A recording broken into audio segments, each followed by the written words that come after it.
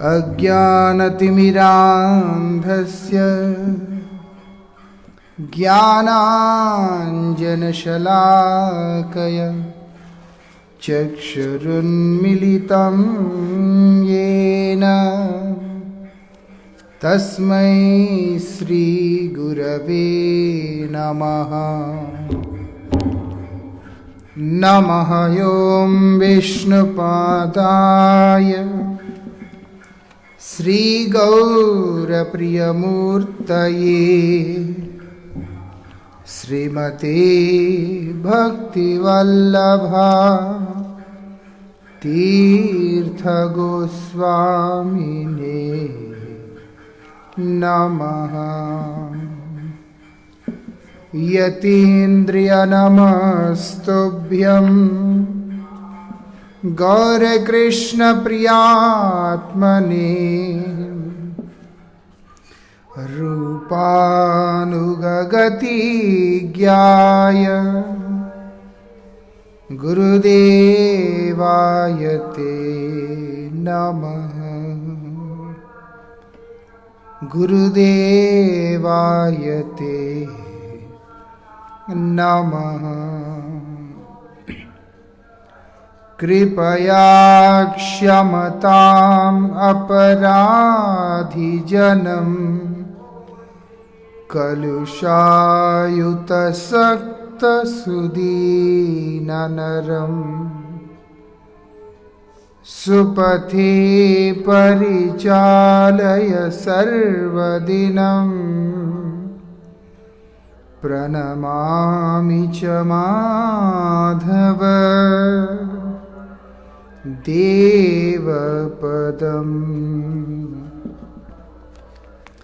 प्रणमामि च माधव देवपदम्।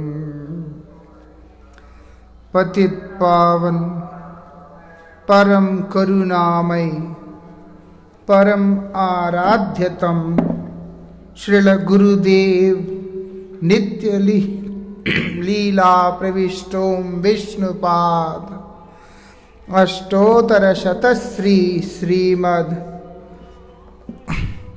श्रील भक्ति वल्लभ तीर्थ गोस्वामी महाराज जी के अभय चरण में असंख्य कोटि साष्टांग दंडवत प्रणाम करते हुए उनकी अहेतु की कृपा प्रार्थना करता हूँ। हमारे जीवन का उद्देश्य भगवत सेवा की प्राप्ति, हरिपाद पद्म की प्राप्ति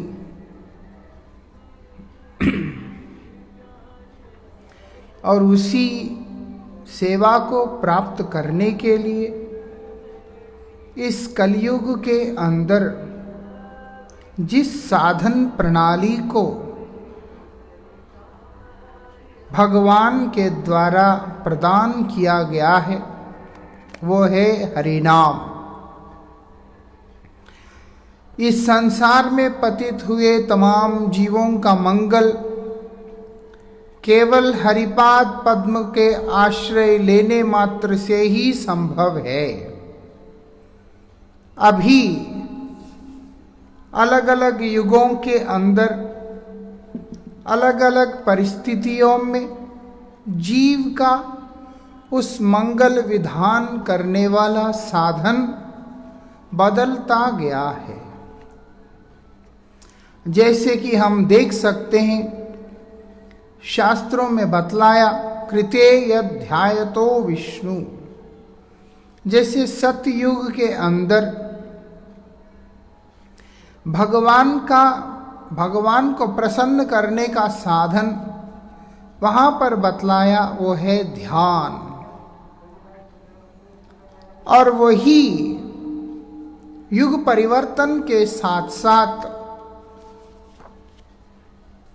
त्रेताया यजतो मखई, त्रेतायुग आते ही शास्त्रों ने बतलाया कि यज्ञ करो, उससे तुम्हारा मंगल होगा। क्योंकि ध्यान त्रेता युग के अंदर संभव पर नहीं माना गया है। द्वापरे परिचर्यायाम, जैसे ही युग परिवर्तन हुआ, द्वापर युग आया, वहां पर बता दिया कि आप यज्ञ का चिंता मत करो, ध्यान आदि का चिंता मत करो। क्या करना होगा? परिचर्या, भगवान की सेवा करो। और अभी कलयुग के अंदर क्या निर्देश दे रहे हैं? कलौ केशव कीर्तनात्। कलयुग के अंदर भगवान का श्री नाम का कीर्तन, उसी को वहां पर विशेष रूप से निर्देश दिया गया है। कलौ केशव कीर्तनात्। हम लोग अगर विचार करके देखते हैं तो समझ में अपने आप से आता है किस लिए शास्त्रों ने कलयुग के अंदर केवल भगवान के नाम कीर्तन, भगवान का नाम, प्रभु के रूप का सेवा करने के लिए शास्त्रों ने निर्देश दिया। अनर्थग्रस्त जीव, पतित क्षुद्र जीव और किसी भी प्रकार के साधन को करने में समर्थ ना होने के कारण उसके लिए अत्यंत सुगम और सुलभ उपाय का दान हमें शास्त्रों ने किया। वो क्या है? बोलते हरिनाम। इसीलिए बतलाया हरिनाम की विशेषता को और भी अधिक जोर देते हुए हमारे शास्त्रों में बतलाया। हरेर नाम, हरेर नाम, हरेर नाम एव केवलम, कलौ नास्तैव नास्तैव नास्तैव गतिरन्यथा।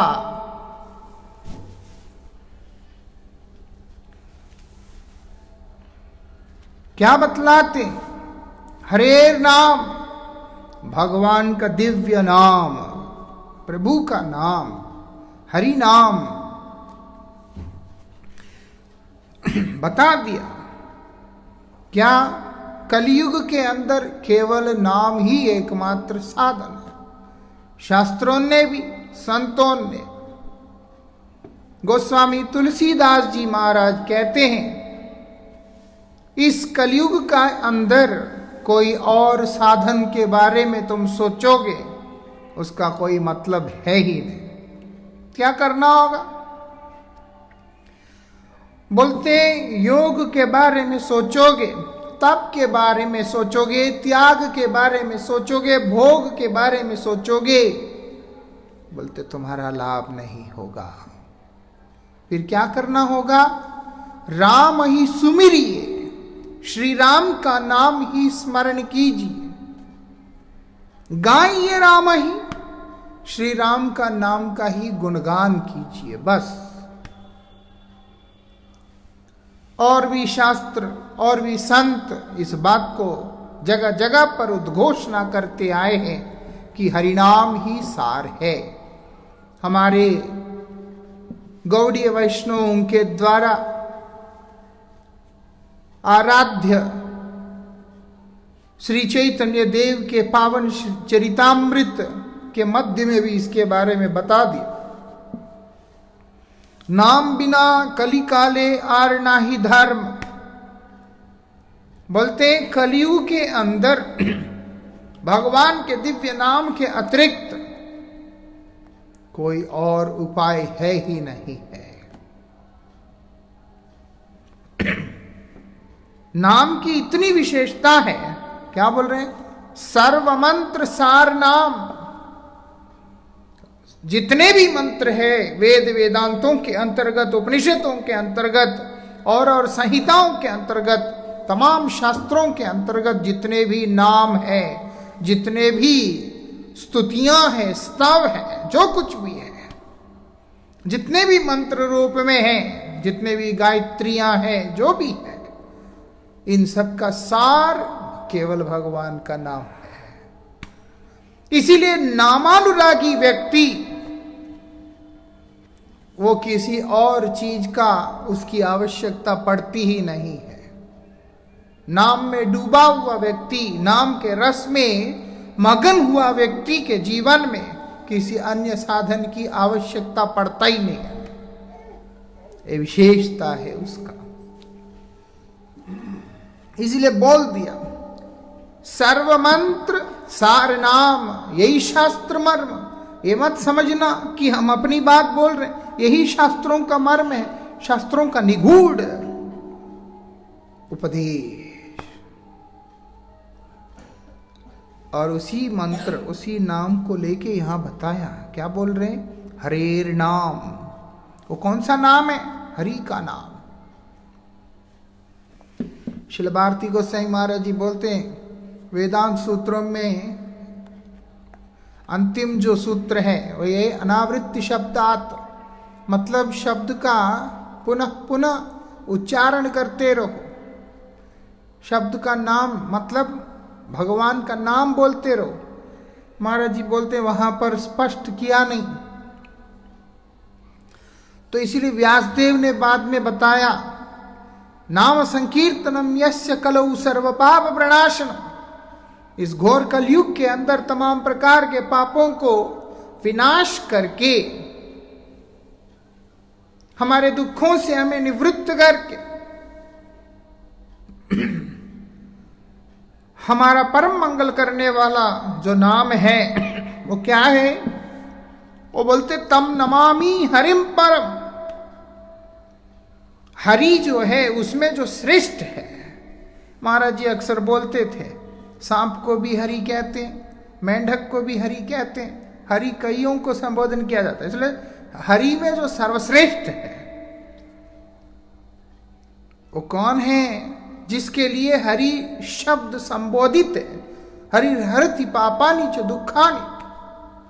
हमारे जीवन के अंदर के तमाम पाप राशियों को ध्वंस करके हमारे तमाम प्रकार के दुखों से हमें निवृत्त करे, ऐसे जो हरि जो सर्वश्रेष्ठ है वो कौन है? बोलते भगवान।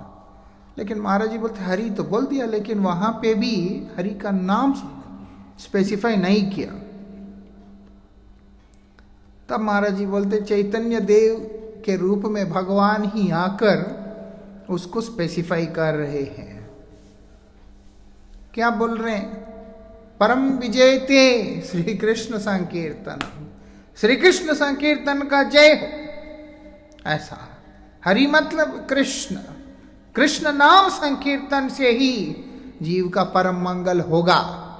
इसलिए जब बोल रहे हैं हरेर नाम, हरि का नाम, वही कृष्ण का नाम, प्रभु का नाम, जो कि सभी कारणों के कारण है, जिनका और कोई कारण है ही नहीं।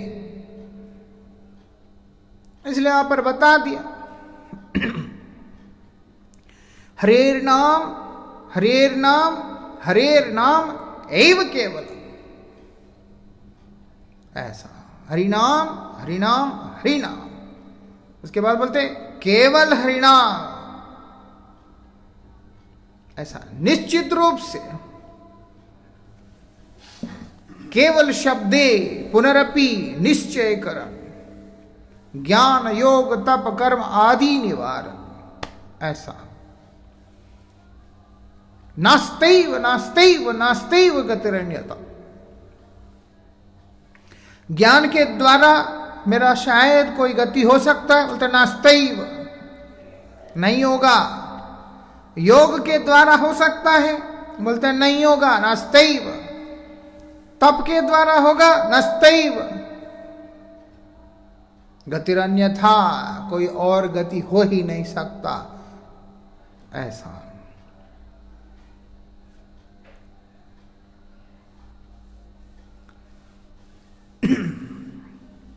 ये बात है।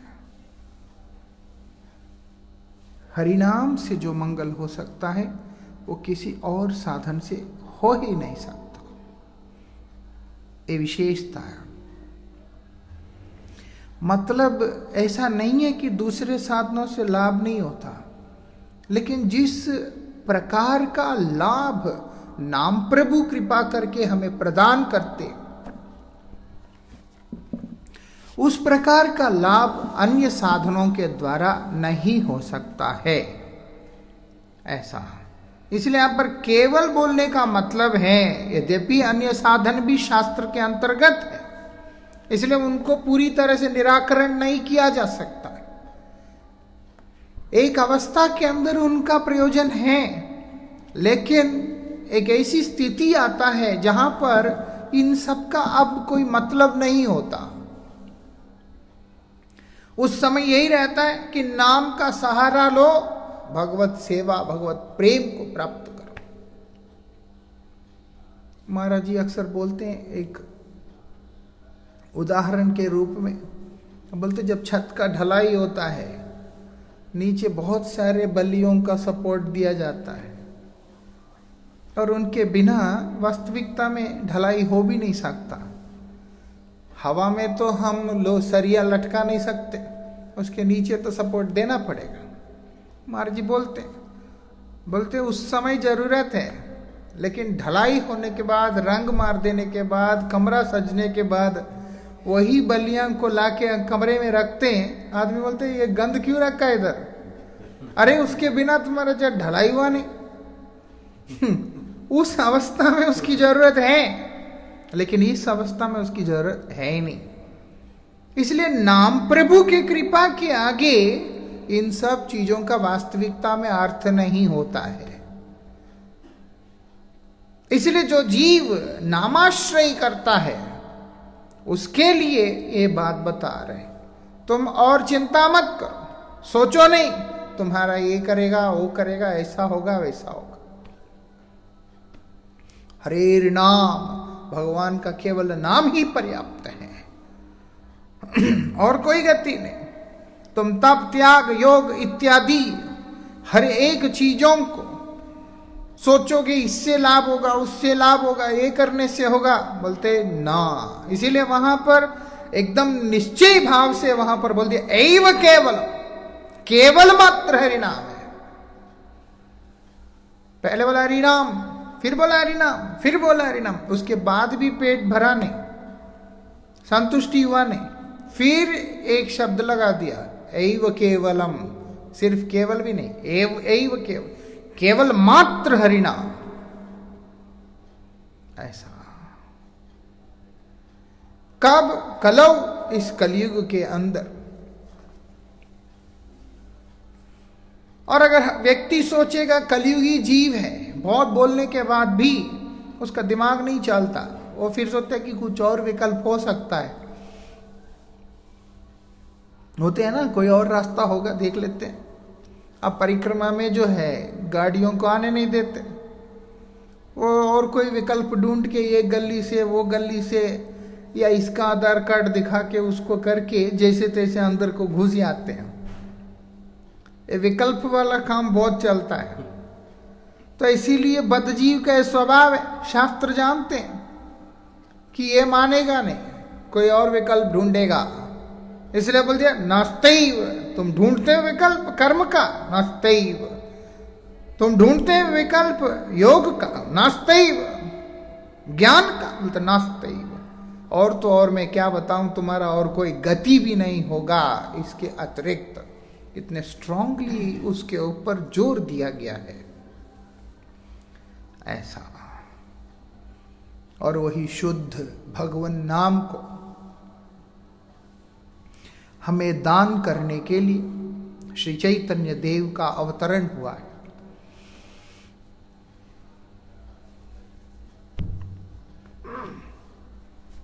वो सिर्फ नामदान के लिए नहीं आए, प्रेम दान करने के लिए आए। जिस प्रेम को वो स्वयं आस्वादन कर रहे थे, जो उस प्रेम को उन्होंने आस्वादन करने का इच्छा किया, भगवान के रूप में उन्होंने उस राधिका के प्रेम का आस्वादन जो किया, वो लोभ का कारण बना, क्योंकि वहां पर उनकी भगवत्ता का ज्ञान है। इसलिए अब भगवान बनकर के नहीं, भक्त बनकर के इस जगत में आए। एक शब्द में अगर हम कहें कि वो राधिका के दास बनकर के आए हैं, इसलिए राधा भाव को लिया, श्री राधा जी के स्वामी बन के नहीं आए। राधिका को गुरु मानकर श्री राधिका के दासत्व करते हुए आकर उस राधा भाव का आस्वादन उन्होंने किया, उस प्रेम का। और प्रेम का आस्वादन करने के बाद उनका इतना आनंद हो गया, वो अपने वदान्यता के गुण से भी ऊपर उठकर महावदान्य रूप ले लिया। नहीं है तो विष्णु तत्व के अंदर ये 4 गुण नहीं होते, समर्थ, कृतज्ञ, भक्तवत्सल, वदान्य, जो कि भगवान श्री कृष्ण के अंदर परिपूर्ण रूप से होते नहीं होते। मतलब है कहीं ना कहीं जो है कुछ रह जाता है, ऐसे है वो। चाहे ऐसा नहीं है कि उनकी भगवत्ता में कमी है, क्योंकि भगवान तो एक तत्व है, वो अद्वैत ज्ञान तत्व है। ब्रह्म हो, परमात्मा हो, भगवान हो, कोई अंतर नहीं है, एक ही वस्तु है, अद्वैत ज्ञान तत्व है, अखंड तत्व है। लेकिन लीला के अंतर्गत जो उन्होंने अपने वैभव को प्रकाशित किया, उसकी जितनी उन्होंने अवधि रखा, खुद भगवान निर्णय करके अपने लिए जो लिमिट को रखा, और बोलते हैं उससे ऊपर का वो चरण प्रकाशित नहीं करते। ऐसा राम जी का इच्छा नहीं है कि लक्ष्मण जी को मृत्युदंड दे। राम जी का इच्छा नहीं है कि लक्ष्मण जी का परित्याग करे, लेकिन वो मर्यादा की लीला, नर लीला को करने के कारण उन्होंने अपने आप को उस जगह पर ला करके रखा। इसलिए ना चाहते हुए भी वो लीला का मांग ही ऐसा है कि उनको एक काम करना पड़ा, ऐसा। लेकिन क्यों? वो मर्यादा पुरुषोत्तम है। इसका मतलब ये नहीं कि उनकी जो है शक्ति कम है, कुछ है। वो ब्रह्म हो, परमात्मा हो, भगवान एक तत्व है, तत्व दृष्टि से सब एक, लेकिन लीला के हिसाब से फर्क आ जाता है, रस के विचार से फर्क आ जाता है। कृष्ण ने इसीलिए कोई मर्यादा रखा नहीं, कुछ भी नहीं रखा। इसीलिए भगवान श्री कृष्ण के अंदर ये 4 विशेष गुण जो है वो पूर्ण रूप से प्रकाशित है। अन्य अवतारों के अंतर्गत हैं उसके आंशिक रूप से, अथवा जो भी जैसा भी है, लेकिन पूर्ण रूप से प्रकाशित नहीं है। भगवान श्री राम जैसे दंडकारण्य वन के जितने भी ऋषि समूह है, उनसे प्रार्थना किया कि आप कृपा करके हमें मां सीता जैसी सेवा करने का सौभाग्य प्रदान करें। यद्यपि कृपा परवश तो थे, लेकिन तब भी एक पत्नी व्रत का मर्यादा को रखने के कारण उन्होंने उनका उस सेवा को स्वीकार नहीं किया। लेकिन कृष्ण तो ऐसा है नहीं, मतलब चलो ऐसा क्यों? वो लीला पुरुषोत्तम है, उनके ऊपर कोई बंदिश नहीं, कुछ नहीं। राम असमर्थ नहीं है, लेकिन मर्यादा, उनकी लीला मर्यादामयी लीला है। कृष्ण का लीला पुरुषोत्तम है, वो सारी मर्यादाओं को, सारी बंधनों को, हर चीज को तोड़ते हुए आगे चल, ऐसा ये अंतर है। ये नहीं हम सोचे कि शायद राम कम है या कोई विष्णु कम है, ऐसा कुछ नहीं। ब्रह्म से लेके परमात्मा से लेके सब एक है। भागवत जी बतला रहे हैं इस बात को, यद ज्ञानम अद्वयम ब्रह्मेति परमात्मेति भगवान इति शब्द, वो उस नाम से संबोधन किया जाता है, ऐसा। अब यहां पर क्या बोल रहे हैं? वहां वहां पर बतलाया कि भगवान ये 4 गुण विशेष होते हैं उनके, लेकिन जब वो राधिका के भाव को लिया, श्री राधिका के दासत्व को करते हुए जब वे स्वयं राधा प्रेम का आस्वादन करने लगे, तब उन्होंने महावदान्य रूप को धारण कर लिया। इसीलिए उनके मन के अभीष्ट को जानने वाले, श्री चैतन्य महाप्रभु के हृदय को भलीभांति जानने वाले, उनके अत्यंत प्रियतम पार्षद श्रील रूप गोस्वामी पाद जी महाराज इस बात को बतलाते हैं, नमो महावदन्याय कृष्ण प्रेम प्रदायते, कृष्ण प्रेम को प्रदान करने वाले, इसीलिए आप महावदान्य हैं। कृष्ण कृष्ण प्रेम को नहीं प्रदान कर सकते,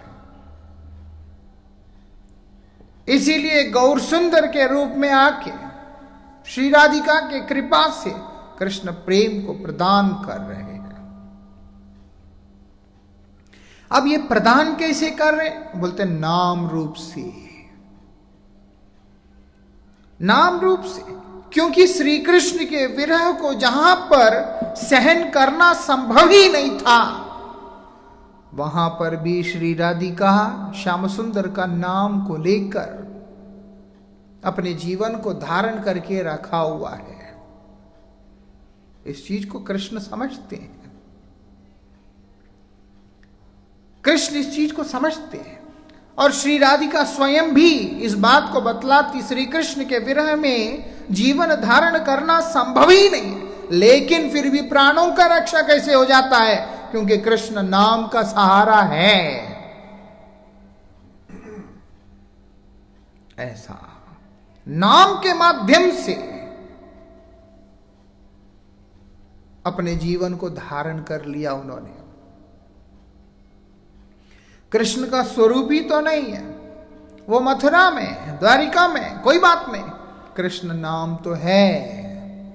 इसीलिए नाम को उच्चारण करते ही उस नाम के रस में डूबकर वो इस संसार को ही भूल जाते हैं।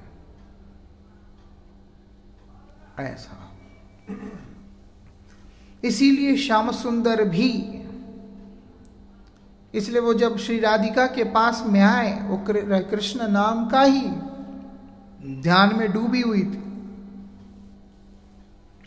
श्री कृष्ण का नाम का ही ध्यान में डूबी हुई थी। वो डूबी हुई अवस्था के अंदर ही वो समाधिस्थ हो चुकी थी। और श्याम सुंदर का जहां पर घ्राण से उनको पता चल जाता है कि श्याम सुंदर आ चुका है, और वो श्री राधिका ऐसी समाधिस्थ हो गई, आज श्याम सुंदर स्पर्श करते हुए बोलते, राधे उठो, कोई चलन नहीं है। कुरुक्षेत्र की बात कर रहे हैं, कुरुक्षेत्र, वृंदावन, इमली तालाब, ऐसा आकर के उनसे बोल रहे हैं, उठो, बोलते ना चलन नहीं है। बोले ऐसी समाधि की अवस्था, ऐसे प्रेम में डूबी हुई है, और वो भी वही नाम का सहारा लिया। एक तो केवल युग धर्म ही नहीं है, प्रेम धर्म भी है। अन्य साधन करने से युग धर्म सिद्ध होता है, लेकिन गोविंद का नाम करने से, वो भी ये स्वयं सिद्ध मंत्र, भगवान का दिव्य नाम, ये कलयुग का जो मंत्र है, महामंत्र, उसको करने पर व्यक्ति को क्या होगा? कृष्ण सिद्धि होगा। ऐसा यहां है ते सर्व सिद्धि होई बेटा, सर्वक्षण बोलते विधि नहीं यार। ऐसा सर्व सिद्धि मतलब क्या है? कृष्ण सिद्धि, श्री कृष्ण का सिद्धि प्राप्त होगा इस नाम का आश्रय लिया हुआ व्यक्ति का। और ऊपर से श्री राधिका के भाव के साथ संयुक्त नाम है ये। अब इस नाम को करने वाला व्यक्ति उसको गोलोक प्राप्ति नहीं होगा, ये हो ही नहीं सकता है, सुनिश्चित रूप से होगा। और देने वाला कौन है? स्वयं श्याम सुंदर है, गौर सुंदर के रूप में अवतीर्ण होकर के चिराद अधितम निजगुप्त वित्तम, जो चिरकाल से कभी किसी को दिया नहीं अपना ये गोपन धन, वो क्या कर रहे हैं? इस जगत को देने के लिए आ चुके हैं आज। ऐसा गुरुजी अक्सर गाते रहते, राधा कृष्ण बोल बोल बोलो रे सवाए, सारे बोलो भैया राधा कृष्ण का नाम बोलो। क्यों बोले? क्योंकि राधा कृष्ण नाम उच्चारण करने से ही श्री राधा कृष्ण के युगल चरण में अनुराग होगा। जिसका अनुराग श्री राधा कृष्ण के पाद पद्म में हो गया, वो फिर न केवल भवसागर से त्राण होता है उसको भगवत धाम में वो प्रविष्ट होता है और वहां पर उस दिव्य श्री राधा कृष्ण युगल की सेवा में प्रवेश कर जाता है। इसलिए बोल दिया, बोलते हैं कृष्ण बोलो संगे चल, तुम साथ चल। कितना करुणा होगा, केवल दान ही नहीं है, केवल नाम का दान नहीं किया, भिक्षा भी यही याचना कर रहे हैं कि नाम ही बोलो भैया। ऐसा क्यों? वही एकमात्र उपाय है। इसीलिए श्री चैतन्य देव के परंपरा में आए हुए समस्त आचार्यगण एवं भक्तगण नाम प्रभु का ही आश्रय लेके रहते हैं, नाम करते रहते, हरिनाम करते रहते। अब बात यह है कि हरिनाम करने से नहीं होगा, वो शुद्ध नाम होना जरूरी है। विकारों को लेकर, गंदगी को लेकर, जागतिक प्रलोभन अथवा प्रयोजनों को लेकर जो कोई भी व्यक्ति नाम करने का प्रयास करता है, उसको तो नाम प्रभु का पूर्ण कृपा कभी भी अनुभव नहीं हो सकता। तो इसीलिए हरिनाम हमेशा शुद्ध नाम होना चाहिए। कई बार बोलते हैं कि बहुत हरिनाम करते हैं लेकिन फल तो देखने को मिलता नहीं। क्यों नहीं मिलता है? नाम असमर्थ है। बोलते नाम पूर्ण समर्थ है, नाम तो असमर्थ है ही नहीं, हो ही नहीं सकता। फिर असमर्थ कौन है? साधक असमर्थ है। ऐसी क्या असमर्थता? बहुत माला करते हैं, 64 माला करते हैं, 1 लाख माला करते हैं, इतना इतना नाम करते हैं, फिर भी अंत में यही भाव आता है, नाही जन्म नामे अनुराग मोर। अरे बहुत हरिनाम करने के बाद भी नाम प्रभु में अनुराग नहीं होता। क्यों नहीं होता? ऐसा क्या कारण है? बता रहे, शुद्ध नाम। शुद्ध नाम का अभाव होने पर कभी भी नाम में अनुराग नहीं हो सकता। जब नाम में अनुराग ही नहीं हुआ तो वो नाम सिद्ध भी कभी भी नहीं हो सकता। यद्यपि इतना सुगम और सरल उपाय है, इसीलिए वहां पर बता दिया, खाते हुए करो, सोते हुए करो, लेट के करो, जैसा मर्जी करो, लेकिन भजन प्रणाली जो है अपराध शून्य होना चाहिए। इतना कुछ बोलने के बाद श्री चैतन्य महाप्रभु ने श्री रूप गोस्वामी पाद को, जहां पर अभिधेय के बारे में बतलाया, साधन के बारे में बतलाया, सब कुछ बतलाया, लेकिन शेष में बता रहे हैं वैष्णव अपराध इत्यादि जो है अगर सिर पे चढ़ जाए, वो जैसे पागल हाथी के सिर पे चढ़ा हुआ पागलपन किस प्रकार से सब कुछ तहस नहस कर देता है, ऐसे ही ये अपराध जो है व्यक्ति को सर्वनाश कर देता है। ऐसा नाम को अश्रद्धा के साथ करना भी नाम अपराध में आ जाता है। नाम अपराध के अंतर्गत एक अपराध गुरु अवज्ञा और साधु निंदा। उनमें से सबसे पहला वाला साधु निंदा ही बताया। साधु निंदा और मतलब वैष्णव अपराध और नाम भजन से क्या लेना देना? बोलते क्योंकि तुम्हार हृदय सदा गोविंद विश्राम। भगवान कहां विराजमान रहते हैं? उनके प्रिय भक्तों के हृदय कंदराओं के अंदर जाके बैठे रहते हैं। और शुद्ध भक्त के हृदय से वो निकलता हुआ भगवान का नाम उस भक्त के जीवा के अग्रभाग के ऊपर नर्तन करने लगता है। मतलब कौन नाच रहा है? भगवान स्वयं नाम प्रभु बन के भक्त के जीवाग्र में नाच नृत्य कर रहे हैं। कितना आनंद होगा तब नाचते हैं। शब्द रूपे नाचे अनुक्षण, हर पल जैसे ही भक्त भगवान का नाम बोलते हैं, हे राधे हे कृष्ण, वो कृष्ण नाम जीवा के ऊपर आके नृत्य करने लगा। ऐसा क्या है? क्योंकि उतना प्रसन्न है उसके ऊपर। वो भक्त उनका उतना प्रिय है, अतिशय प्रिय है, इसीलिए उनके वाणी के ऊपर आके बैठकर क्यों बोला? भगवान ने स्वयं बोला और कोई नहीं बोला। सताम प्रसंगान मम वीर्य संविदो, तुम जाके मेरे वीरवती कथा का चर्चा करो। ये नहीं बोला मम संविदो, मेरे बारे में चर्चा करो। वीर्यवती कथा कहां पे जाके? सताम प्रसंगान, मेरे प्रिय भक्तों के पास जाकर। उनके प्रिय भक्तों के हृदय में ही वो रहते हैं और उनके प्रिय भक्त जब उनका नाम लेते हैं तो भगवान उनके हृदय से निकल के बाहर आते।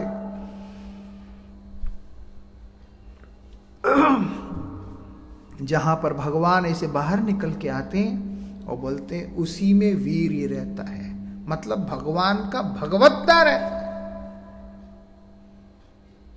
और ऐसे जो भगवान के प्रिय भक्त हैं उनका जब हम लोग दूषण करते हैं तो बोलते हैं नाम प्रभु का कृपा हमारे ऊपर कभी भी नहीं होगा। वो एक विचार है। हम अगर किसी की निंदा भी नहीं करते, कुछ भी नहीं करते, लेकिन फिर भी अश्रद्धा युक्त नाम को करने पर तब भी जो नाम प्रभु कृपा करके हमें दे सकते हैं वो भी नहीं मिलेगा, नहीं मिलेगा वो। इसीलिए बताया वहां पर नाम करने वाला जो साधक होगा उसको शुद्ध नाम करना होगा, हल्का फुल्का करने से नहीं होता। तब जाकर के उसके रिजल्ट आते हैं। इसीलिए चैतन्य महाप्रभु के अनुयायी गण, महाप्रभु के परिकर गण जितने भी हैं वो सब भगवान का नाम कीर्तन के ऊपर सबसे ज्यादा जोर दिया। अनंत भक्ति के अंगों में से श्री चैतन्य देव भी 5 अंगों को मुख्य बतलाया। उनमें से भी तार मध्य सर्वश्रेष्ठ नाम संकीर्तन बता तो दिया, उसके बाद भी बोलते उनमें भी श्रेष्ठ है नाम संकीर्तन। और अगर आप निरपराधी होकर नाम प्रभु का आश्रय लेंगे, क्या बोलते हैं? बोलते प्रेम धन का प्राप्ति हो जाएगा, पावे प्रेम धन। ऐसा तो इसीलिए गौर पार्षदगण अपने आचरण से भी, जैसे आप देखेंगे ठाकुर हरिदास जिनको श्री चैतन्य देव ने नामाचार्य का उपाधि प्रदान किया, वो नामाचार्य हरिदास ठाकुर है। यद्यपि उनका आविर्भाव यवन कुल में हुआ बाह्य विचार से, फिर भी ऐसी नामनिष्ठा कि प्रतिनित्य 3 लाख हरिनाम को करते हुए वो भगवान की सेवा में रत रहे हैं। एक समय श्री चैतन्य देव ने उनको यहां तक कहा कि अब आपको और नाम करने की आवश्यकता नहीं है, आप तो नाम सिद्ध महात्मा है। और हरिदास ठाकुर उस समय प्राणों को विसर्जन करना स्वीकार कर लिया, लेकिन नाम करना छोड़ नहीं पाए। ऐसे आचरण करके दिखा रहे हैं। मनन के माध्यम से नाम, स्मरण के माध्यम से नाम, कीर्तन के माध्यम से नाम, हर प्रकार से उन्होंने नाम प्रभु का ही सेवा किया। और वही श्री चैतन्य देव के धारा में आए हुए हमारे परमेष्टि गुरुपाद पद्म जगत गुरु शिल भक्ति सिद्धांत सरस्वती गोस्वामी ठाकुर, उन्होंने क्या किया? शतकोट नाम यज्ञ किया और नाम की उत्कर्षता को इस जगत के आगे प्रकाशित किया। ऐसा, और वही ब्रह्म मध्व गौड़ीय सारस्वत परंपरा के अंदर आए हुए जितने भी वैष्णव गण हैं, उन सब का जो परम आराध्य है वो है भगवान का नाम। लेकिन कौन सा नाम? बोलते शुद्ध नाम। कई लोग सोचते हैं हरि नाम हो गया हमारा तो मंगल हो जाएगा। कैसे हो जाएगा मंगल? हरि नाम करने से होगा। टिकट लेने से हम डेस्टिनेशन पे कहाँ पहुंचते हैं?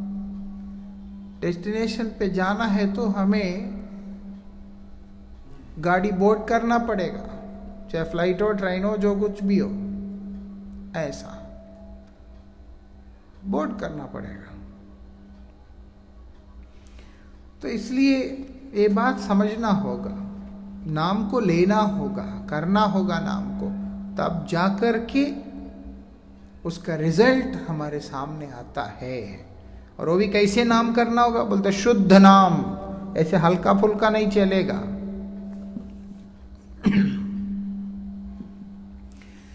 और जिन लोगों को ये सब नहीं पता होता है, वो लोग ही अलग अलग साधनों में जाके उलझे रहते हैं। ये होम करो, वो यज्ञ करो, वो फलाना करो, वो ध्यान करो। योगा में भी कई तरह के योग आ गए हैं। हठ योग से भगवत प्राप्ति का क्या मेल है? अष्टांग योग से भगवत प्राप्ति का क्या मेल है? क्रिया योग से क्या मेल है? और योग साधनाओं के द्वारा क्या लाभ है? जबकि स्वयं भगवत गीता में भगवान बोल रहे हैं, तपस्वीभ्यो अधिको योगी कर्मभ्यश्च मतोधिक ज्ञानीभ्यश्च अधिको योगी तस्माद् योगी भव अर्जुना। तपस्वी से भी श्रेष्ठ, कर्मी से, ज्ञानी से सबसे श्रेष्ठ, इन सबसे श्रेष्ठतम अवस्था तस्माद् योगी भव अर्जुन। ऐसे योगी ए अर्जुन तुम बनो। अब कौन है ऐसा योगी? उसके लिए भगवान बतला रहे हैं, योगी नाम अभी सर्वेशाम मद्गतेन अंतरात्मना, मद्गतेन अंतरात्मना श्रद्धावान भजते यो माम समे युक्त तमो मता। मेरा मत है, मैं कह रहा हूं, इस बात को उद्घोषित कर रहा हूं, श्रद्धावान भजते यो माम, श्रद्धा संयुक्त होकर जो व्यक्ति निरंतर मेरे भजन में रत रहता है, डूबा रहता है, उसी को मेरे दृष्टि से मैं देखता हूं तो वही मुझको वास्तविक योगी दिखलाई देता है।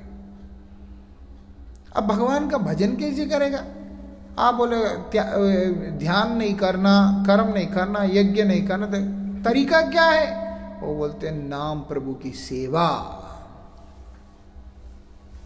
हरिनाम को करने से। और क्या बोल रहे हैं यहां पर? और नाम को छोड़कर और चीजों में पड़ा हुआ व्यक्ति वास्तविकता में अपने समय को, अपने जीवन को केवल बर्बाद कर रहा होता है।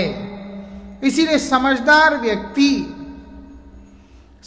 व्यक्ति क्या करते हैं? शास्त्रों के जो विचार दिए गए हैं उससे अपने आप को अलग नहीं करना चाहिए।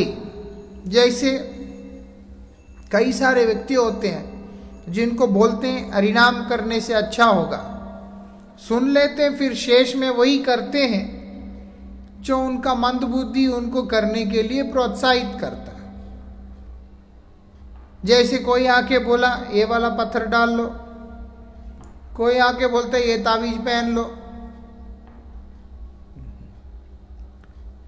तुलसी जी का कंठी है, अब पेट भरता नहीं, और कोई तावीज पहन लो और कुछ पहन लो, बहुत सारी चीजें पहन लो। जब तुलसी जी स्वयं विराजमान है और गोविंद का नाम विराजमान है और गुरुपाद पद्म विराजमान है, उसके बाद भी हमें और कुछ कवच धारण करना पड़ेगा, यह बड़ा विचित्र बात है। ऐसा अक्सर देखा जाता है। अगर कृपा से कुछ आता है तो वो अलग वस्तु है। कृपा को हमें नकारने का अधिकार नहीं है। कई होते हैं उनका अलग होता। अब जैसे कोई श्रेष्ठ वैष्णव हमको लाके कुछ दे दिया, मान लो कवच दे दिया, ऐसे नरसिंह कवच दे दिया ना, गुरुजी ने तो पहनने को बोला नहीं। अब गुरुजी हर चीज को ऐसे कहाँ बोलते हैं, वो पहनने को भी बोला नहीं और मत पहनो ये भी नहीं बोला। तुम स्वेच्छाचारी होकर के मत पहनो, तुम स्वेच्छाचारी होकर मत पहनो। अब देखा कोई कोई जो भी बनाने वाले होते हैं, जैसे पता होता है सीधा पहुंच जाते हैं, थोड़ा सा कवच बना करके दे दीजिए। नहीं है तो कोई कोई मंदिर होते हैं वो बना करके बेचते हैं, जो भी करते हैं वहां से जाके खरीद लेते हैं और पहन लेते हैं, फैंसी डिजाइन में जैसे भी है, बस हो गया। कृपा से आता है तो धारण करो, कुछ भी है। कृपा को कभी भी नकारना नहीं चाहिए, वो अपराध है। और गुरुजी भी कभी इस बात को सहमत नहीं होंगे। लेकिन स्वेच्छाचारी भाव से जाकर के याचना आदि करना, ये सब चीजें वास्तविकता के में साधकों के हित में नहीं है। चलो ये तो फिर भी ठीक है, लेकिन आदमी जाकर किसी ज्योतिषी के पास जाकर के हाथ दिखाओ, पांव दिखाओ,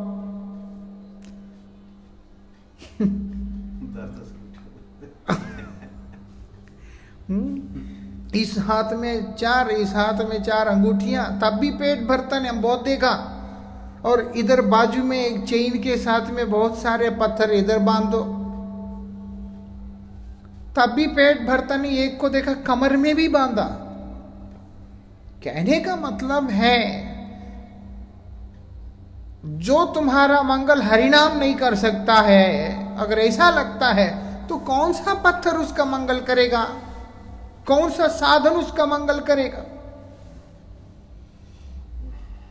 ऐसा शुक्राचार्य जी ने भी बतला दिया, मंत्रतस तंत्रतस छिद्रम देश काला वस्तुतः सर्वम करोति निश्चिद्रम तव नामैव कीर्तन।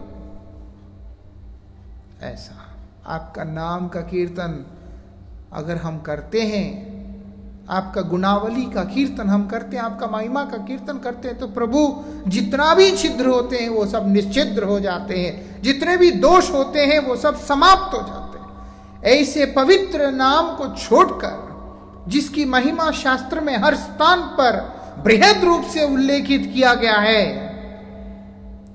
और बहुत सारे आचार्यों के आचरण के द्वारा भी देखा गया है, हम अगर और साधनाओं को लेते हैं तो क्या मतलब है। चैतन्य चरितामृत में बता दिया, अन्यथा ये माने तार नाही कनिस्तार, नाही नाही नाही यही तीन एवकार। ऐसा बोलते हैं। वो श्लोक जो है हरेर नामैव केवलम वाला श्लोक, उसके अंदर बड़े स्पष्ट सटीक शब्दों के अंदर जोर देकर के बतलाया। क्या बोलते हैं कि तुम और कोई रास्ता को लोगे तुम्हारा मंगल नहीं होगा भैया, शुद्ध नाम का आश्रय लो। अक्सर लोग बोलते हैं हरिनाम लिया मेरा तो काम बन गया, मेरा ये हो गया। ये तो नाम प्रभु चलो कृपा कर दिया, लेकिन वास्तविकता में देखा जाए तो हरिनाम का फल ये है नहीं। मतलब कल को तुम्हारा काम नहीं बना तो तुम्हारे लिए वो हरिनाम निरर्थक है। बोलते ये भी अपराध है कि नाम की वास्तविक महिमा को नहीं समझ पाना। ऐसे नहीं समझा हुआ व्यक्ति अपना मंगल कैसे करेगा। यहाँ पर वही बोल दिया, शुद्ध नाम को हमें प्राप्त करना है, शुद्ध नाम को हमें करना होगा। महाराज एक प्रश्न है, जैसे 2-2 लाख 3-3 लाख और फटाफट स्पीड से चल रहे हैं, वह शुद्ध नाम कहाँ है? वो तो मतलब पूरा तो ध्यान भी नहीं, शुद्ध नाम करने के लिए तो अपने को चारों तरफ से मन मोड़कर सिर्फ उसी नाम में डूबना होगा, तभी तो शुद्ध नाम करना। परमाराध्य गुरु महाराज जी बोलते हैं, एक तो यह है कि संख्या पूर्वक नाम होना जरूरी है, संख्या पूर्वक नाम होना जरूरी, और वो संख्या प्रयास करना चाहिए कि 64 का हो। 1 लाख हरिनाम जो है होना जरूरी है। एक मतलब एक ही लक्ष्य वाला नाम और 1 लाख हरिनाम दोनों ही उसमें आ जाते हैं, है ना।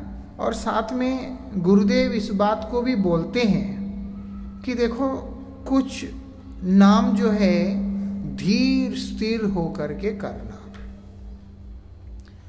धीर स्थिर होकर के करना मतलब आराम से बैठकर, एकदम शांति से बैठ करके कुछ माला करना। उसके बाद अपनी संख्या को, क्योंकि पूरा 64 माला जो है कलयुगी जीव के लिए धीर होकर के बैठ करके करना संभव ही नहीं है। ना करते हुए अभी भी लगभग 4.5-5 घंटा लगता है, होगा नहीं, है ना। हाँ, 5 घंटे में भी नहीं, उसमें तो होगा ही नहीं। 7 घंटे लगेंगे। हाँ, उसमें तो होगा ही नहीं। ये तो नॉर्मल जैसे बता रहा हूँ कि अगर कोई कर रहा है, जैसे हरे कृष्ण कृष्ण हरे हरे राम राम राम हरे हरे, इस तरीका से करने से 4.5-5 के बीच में हो सकता है ना।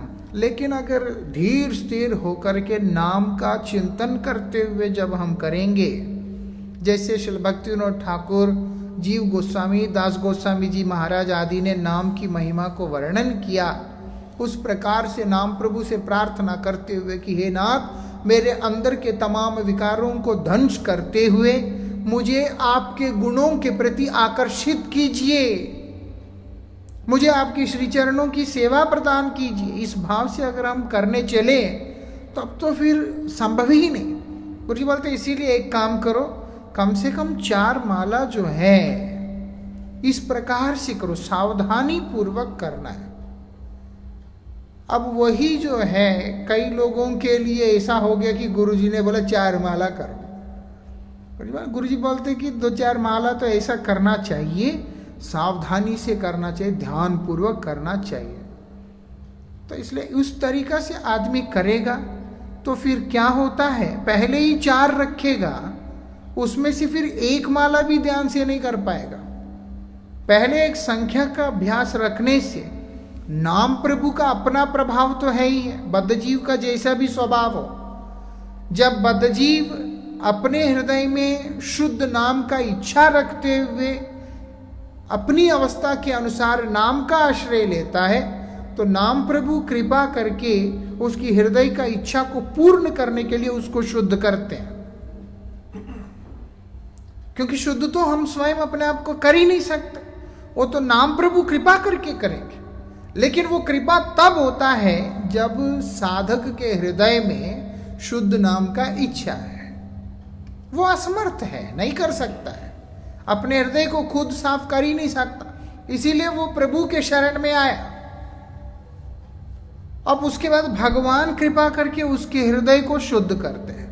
यद्भावं तद्भवति, जैसा उसके हृदय के अंदर का भाव है उसी के अनुरूप उसको मिलता है। ये बात है। हम लोग क्योंकि साधु संघ में हैं, गुरुपाद पद्म का आश्रय लिया, गुरुदेव के उपदेश को श्रवण करते हैं, तो हमारा ये बहुत सावधानी के साथ करने के लिए हमारे लिए है। अब जिसको पता ही नहीं है वो तो जैसी अवस्था में ऐसे ही करेगा, लेकिन अगर उसके अंदर थोड़ा भी निष्कपट प्रार्थना आता है तब भगवान कृपा करके उसको साधु संघ में भेज देते हैं। और वहां पर सत्संग को सुनते सुनते सुकृतियां जब एकत्रित हो जाते हैं, उसके परिणाम में उसको ऊपर कृपा हो जाता है। जब कृपा हुआ तब वो नाम प्रभु के वास्तविक उद्देश्य को समझकर उसके आश्रय में चल पड़ता है। ऐसा ये तो और अगर भक्त अगर ऐसा सोचता है, जैसे हरिनाम करने से मेरा तो ये फायदा हो गया, नौकरी लग गया, ये हो गया, वो हो गया, तो उसके लिए बोल रहे हैं। अन्यथा ये माने तार नाही कनिस्तार। अरे तुम सब जानते हुए, सब समझते हुए, गुरुमुख से श्रवण करते हुए भी अगर ऐसा ही रहोगे तो तुम्हारा मंगल कैसे होगा? ऐसा विचार है, ऐसा विचार है, इसलिए बता दिया। इसीलिए इतना ज्यादा जोर दिया, नाही नाही नाही कर, खंडन कर रहे हैं, एक तरह से काट रहे हैं उस कुविचार को।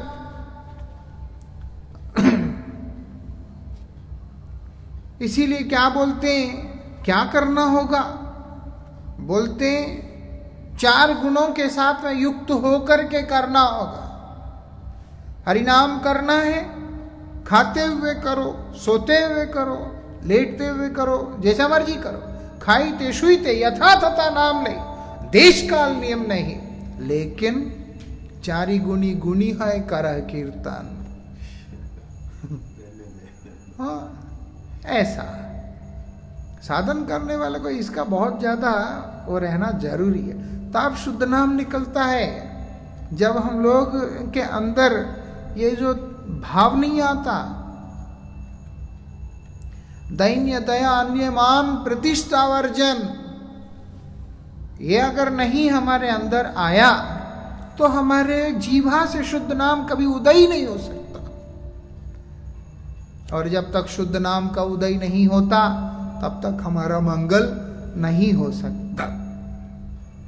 इसके आगे की चर्चा हम लोग कल करेंगे। वांछा कल्पतरुभ्यश्च कृपा सिंधुभ्येव च पतितानां पावनेभ्यो वैष्णवेभ्यो नमो नमः।